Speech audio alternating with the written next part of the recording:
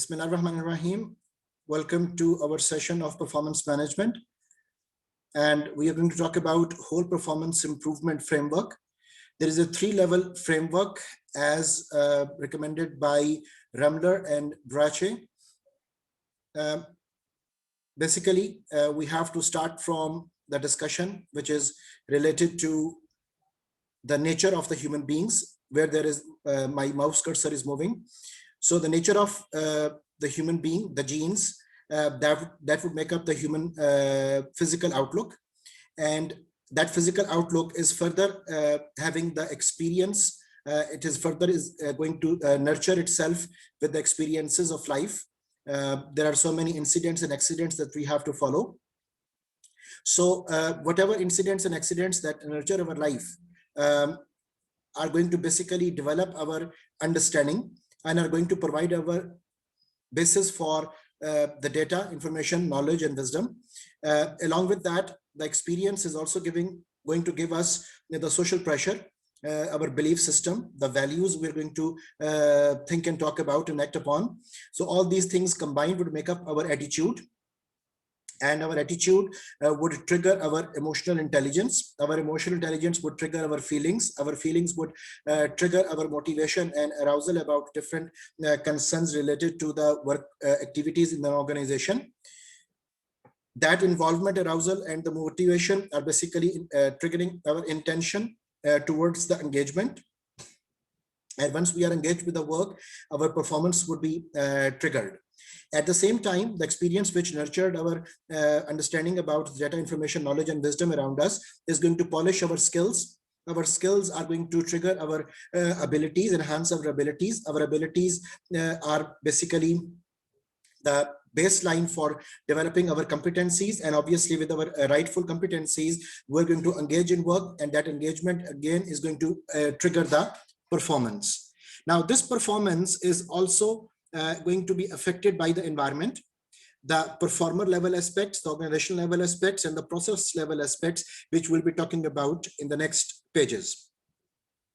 So when the performance is there, it is going to give us the tangible outcomes, the results, the impacts the organization is going to face, and that impact and result is basically triggering our understanding about the organizational facility, the basic data, information, knowledge, wisdom, context, so that we could further train and develop and guide ourselves towards the betterment and development of the organization. So the goals which are basically discussed in the design management, by the way, pardon me for the bad throat. So the goals design management are basically talking about organizational level context, process level context, and job performer level context. In organizational level context, the goals we have are organizational goals, which can be defined in terms of financial aspects, strategic aspects, and operational aspects.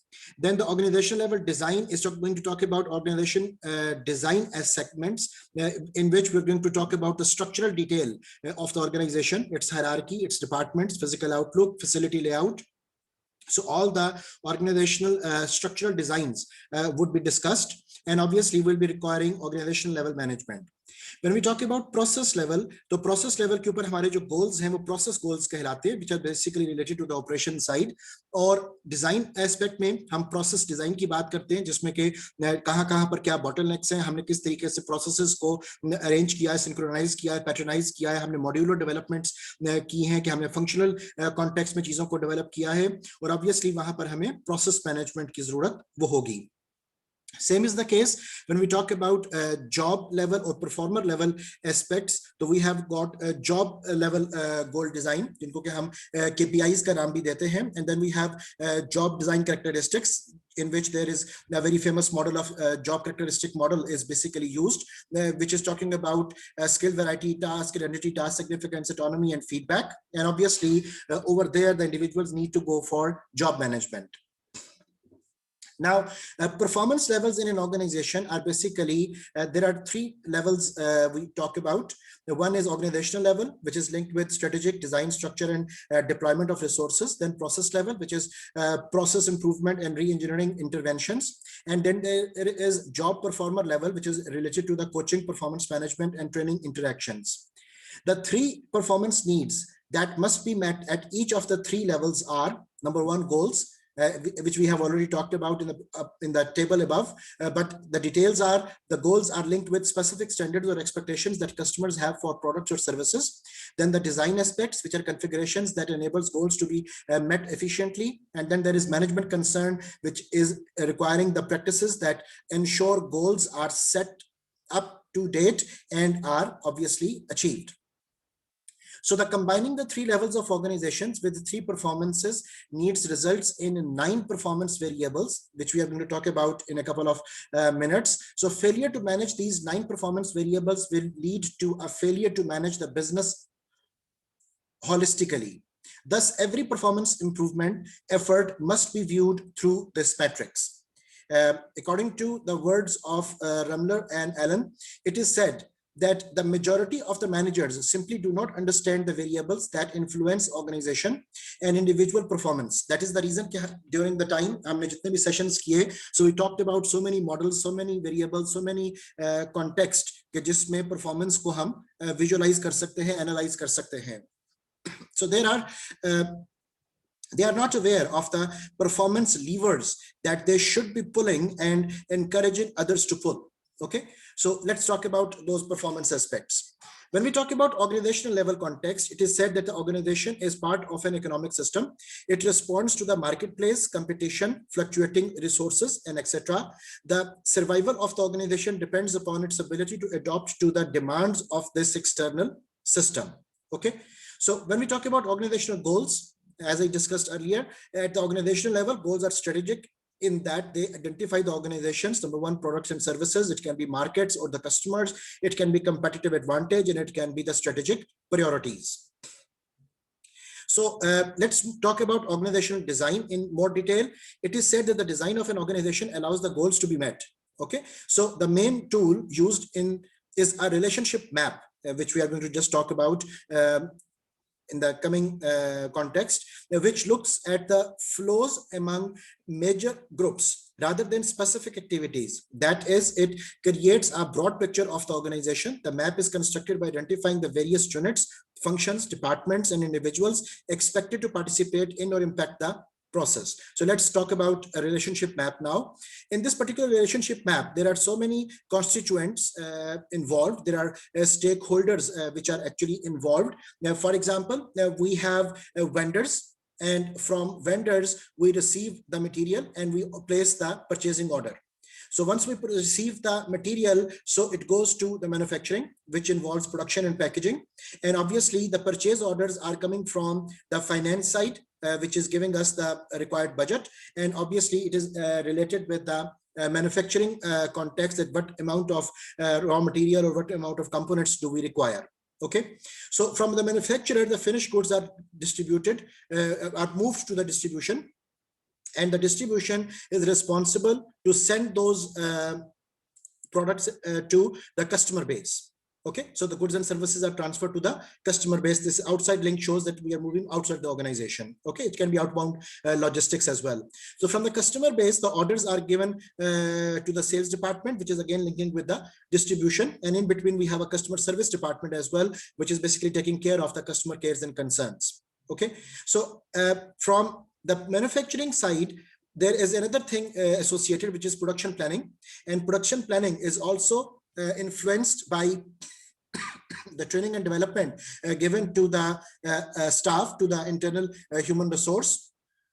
And obviously the production planning is also influenced by research and development, and the research and development is definitely linked with the marketing side, which is telling us about the customer needs and wants and the market trends. And the specifications will be coming from the marketing side, and the human resource would be obviously providing the staffing, and the human resource is getting the people from the labor market. So in this particular relationship map, we have just seen that how the organizational facility is in coordination, is in synchronization and patronization, and how different functional aspects are interlinked. in a proper format. Now, if there is any bottleneck or if there is any condition and constraint which is hindering the performance, so obviously we have to eliminate that first of all when we calculate the performance of organizational facility. So the relationship map is used to help understand how the work is currently getting done, so that disconnects, okay, I was calling that bottlenecks. So the author is talking about the word disconnects can be discovered and fixed. Okay, so the disconnects are missing, confusing, unneeded, or misdirected inputs or outputs. Okay, in this particular relationship diagram, every arrowhead is talking about the dependent aspect and every arrow tail is talking about the independent aspect. Okay, so every arrowhead is talking about the output coming from there, and the arrow tail is talking about the inputs which are being received from that particular step or stage. So we have to see that how all these relationships are in a synchronization, are in a way so that the organizational facility is getting the higher levels of performance, the sustainability, the right outcomes, the profitability, and the satisfaction of the stakeholders. Now, when we talk about management of all these, relationship aspects, it is said that once the goals and design or structure has been identified, then the organization needs to be managed in 4 dimensions. The first thing we need to manage is the goal, which is talking about manage function sub goals so that organization goals can be accomplished. Then there is, and that is the reason we included the KRAs, KPAs, and KPIs in our discussion. Then there is performance issue, getting customer feedback, tracking actual performance, comparing the performance to set targets, taking corrective action where needed, and resetting goals. These are all the concerns with the performance aspect. And when we talk about performance, basically, so we are linked with 3 types of performances: productivity, profitability, and satisfaction of the stakeholders.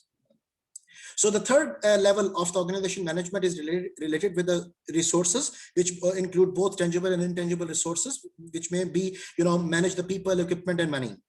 Likewise, the interface is managing the white space between the various functions or the business units. Okay. So let's move towards the process level discussion. The process level is considered the pivotal link between organization and individual performance. This level usually offers the greatest opportunity for improvement. Understanding employees cannot improve their performance. Outstanding employees cannot improve their performance levels if poor processes are in place. Okay, so if the system is not integrated, if the system is not in a match, every component of the system is not in a particular match, in a right fit, it would not be giving us the opportunity that the high performers are able to demonstrate their capabilities. The system integrity is the most important thing which we have to bear in mind. So if we want to understand the way work gets done, to improve the way works get done, and to manage the way work gets done, processes should be the focus of your attention and actions. Okay, so that is very important aspect we have to understand, and that is basically referring to the integrity of the system. Okay, so a process is a series of steps designed to produce a product or service. It should be seen as a value chain. Okay, so that is each step in the process should add value to the preceding steps. Okay, and remember that it is not just the one-way flow, which is the value chain. There is value co-creation as well, in which the two-way flow of value is considered. Okay, so value never gets destroyed. Value only takes a different shape of its context, and it provides the necessary amount of information to all the steps that what are the requirements and how can we further improve our aspect. So the process level goals are that since processes are the vehicles through which work gets produced, goals must be set for each one. These goals are derived from 3 sources: organization goals, customer requirements, and the benchmarking information. For more information on goal setting, we are going to talk about the goals in general. In addition, goals are strategic in nature. They can be financial in nature, and obviously we can talk about operational goals as well. So when we talk about process design, it is said that once the process goals are set, the process needs to be structured, which is design. This should be a logical, streamlined path so that the goals may be effectively and efficiently achieved. So once new insights become apparent, when you see how tasks relate to a series of events, building a task and even relationship is called process definition. Being able to understand and define the process has several advantages. The first advantage we are going to have is that you can better understand how individuals and group efforts affect other groups and individuals, and you can discover barriers that exist between work groups. These barriers are obstacles that get in the way of cooperation and performance. Okay. Another aspect in the discussion related to the process design is that work is accomplished through processes, and we improve performance by improving processes. So examining a process can highlight a glaring problem that could easily be fixed. Now, why we are discussing all these things? Because remember, when we talk about the performance of individuals, the performance of individuals is not independent from the system's performance. So as the system's performance is associated with individual performance, that is the reason that we have to have a holistic view that whatever is going on, we need to understand it from the grassroots level to its holistic dimensions. So process improvement is basically referring to the following factors. First is the goal management, that creating sub goals to drive functional goals. Like we talked about that in strategic management, that first we set the corporate level goals, then those corporate level goals are translated into business level goals, then those business level goals are translated into the functional level goals, and those functional level goals are then further translated into the KRAs, KPAs, and the KPIs. So we can have a complete association from the individual level goal achievement to corporate level goal achievement. Okay. So when we talk about performance management, it is saying that tracking performance as established by goals, giving feedback, identifying and correcting deficiencies, and resetting goals when required by the customers. And when we look at the resources management, it is said that supporting each step with the needed staff, equipment, time, and budget. These are the main aspects related with the resource management. And obviously there is interface management, which is talking about managing the white space between process steps, that there should not be any bottleneck, there should not be any prevailing condition or constraint which could have been causing the problem, and we should be able to eliminate those. So part of process management is looking for problems or bottlenecks. As I was telling you earlier, a good process model will expose the truth of the organization, which means the real picture. Okay, so although there might be written procedures and instructions or rules for conducting a process, your model should point out what is really being performed. Okay, so everything should be calculated, everything should be properly monitored. First, look for problems and opportunities that affect the customers. These affect the organization the most. Okay, so remember that customers are both internal and external. Internal customers are your employees, and external are the buyers and the consumers. So also you need to understand the magnitude of the problem. This can be done by asking how bad is it, so we could have the right set of issues with us, evidences with us, with which we can calculate that what is to be taken and when and how and where and why. So the analysis should also include unearthing the performance metrics of the process. These include headcount, cost, quality issues, service levels, time, and all these things are to be considered when we talk about organizational concerns. Now, moving towards the performance level, Gary Hamel and Alan Brache has said that if capable, well-trained people are placed in a setting with clear expectations, minimal task interference, reinforcing consequences, and appropriate feedback, then they will be motivated. Okay, so that is basically giving us the clue that how can we associate the people with the system. So this level looks at the job and the performers who carry out those jobs. So job and the performer goals are basically linked with and talking about people who make process work. Thus, their goals need to be directed towards the process contributions.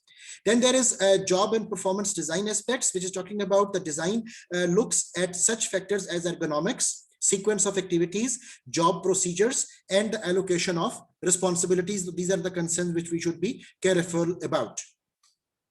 So job performance management is also giving us the clue that this level ensures that good leadership is provided, To help manage the performer, the performance analysis quadrant is a useful tool as it helps with pinpointing deficiencies. So by asking two questions, does the employee have adequate job knowledge, and does the employee have the proper attitude, desire to perform the job? These are the two important questions which are basically going to link up the employee with the system, and then assigning a numerical rating between 1 and 10 for each answer places the employee in one of four possible performance quadrants. Now just look at the performance analysis quadrants of the employees. So on the x-axis and y-axis, we have taken 10 steps from low to high. On the y-axis, it is talking about does the employee have the adequate job knowledge, and on the x-axis, it is saying that does the employee have the proper attitude, desire to perform the job. Okay, and we have got four aspects related to the performance issues of the employee. The first one is A quadrant, which is motivation. The B is resource environment. The C is selection, and the D is the training aspect. So let's talk about their detail in the coming paragraphs. The quadrant A, which is talking about the motivation, it is saying that if the employee has sufficient job knowledge but has an improper attitude, this may be classed as motivational problem. So the consequences, which are the rewards of the person's behavior, will have to be adjusted. Okay, so this is not always bad. The employee just might not realize the consequence of his or her actions. So that's how you go for developing and interacting with the employees relationship, and obviously coming up with your motivational right context. So if the employee is in the quadrant B, which is talking about the resource process environment, it is saying that if the employee has both job knowledge and a favorable attitude, but performance is unsatisfactory, then the problem may be out of control of the employee, and that would be linked with the lack of resources or time. Task needs process improvement, the workstation is not ergonomically designed, and etc. So that means that system is to be claimed and blamed. It is not the employee who is having any performance deficiency.